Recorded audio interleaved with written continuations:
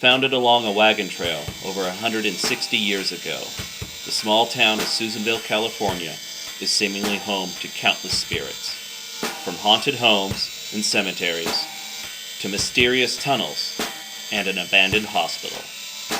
I'm Kenny, your captain, and welcome to Spooky Legends of Susanville.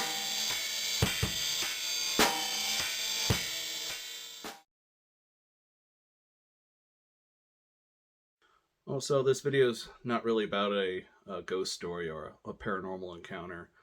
This is more urban legend, local history. We're having a look at the Tommy Tucker Cave. It's located on the Amity Mountains, and it's on the east side of Honey Lake.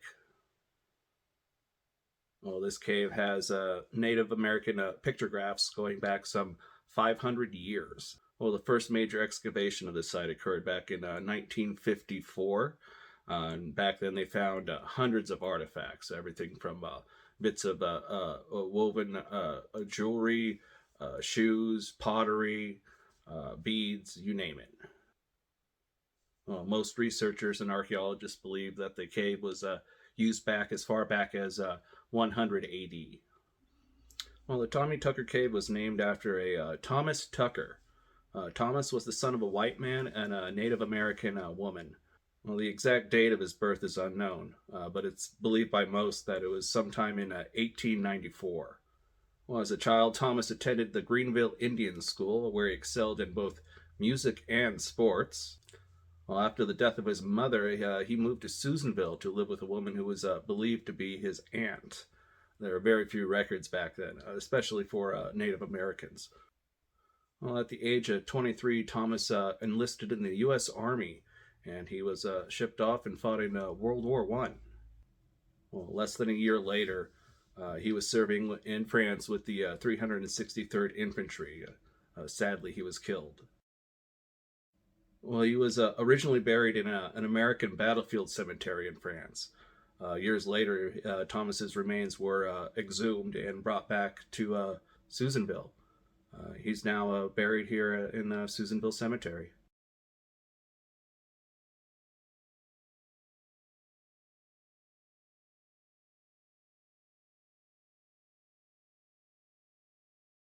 Well, sometime in the summer of 2016, vandals really did a number on the Tommy Tucker Caves. They destroyed a lot of the pictographs.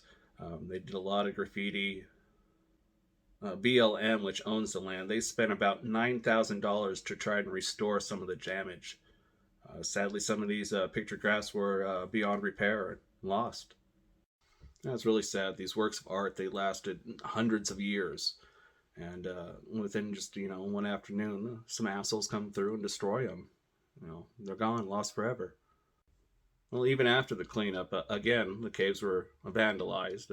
This time not as badly, but BLM installed some trail cameras, from what I understand. That way they can monitor the comings and goings of people.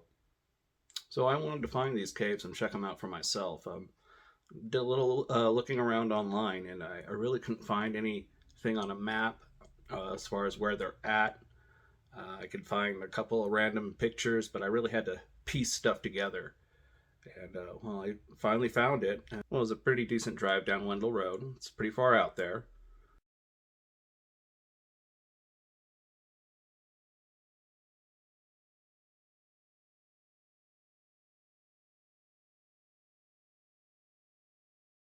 Well, the cave itself is some 200 feet up off the ground, and it's really steep getting up there. We're talking, bam, like that type deal.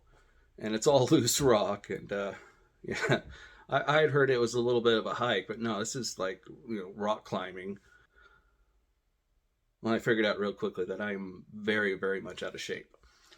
So I get to probably about 20 feet away, because you can see the cave entrance, and it's but it's just like straight up rock wall. I get up there, and I was breathing really hard.